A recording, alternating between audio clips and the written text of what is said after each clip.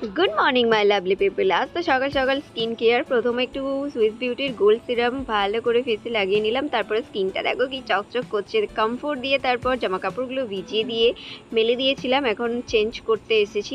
তো তারপরে দেখছি এই মোবাইলটিতে অনেক দিন পরে 100% চার্জ হলো। আর দুপুরের লাঞ্চটা সেরে টানা ঘুম দিয়েছি। ঘুম থেকে উঠে দেখছি সন্ধে হয়ে গেছে। আর তারপরে এদিকে শুরু হয়ে গেছে নিমফুলের মধু, যেটা আমার ফেভারিট সিরিয়াল। আর তারপরে একটা লিস্ট বানিয়ে নিচ্ছি।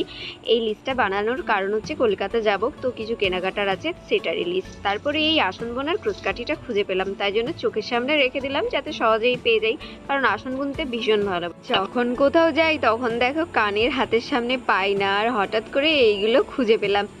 আর তারপরে দুপাতা টিপও খুঁজে পেলাম, কিন্তু কোথাও যাওয়ার সময় খুঁজে পাই না।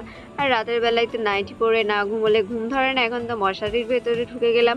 তো আজকের মতো এতটাই, দেখা হচ্ছে পরে ভিডিওতে। তো বাই।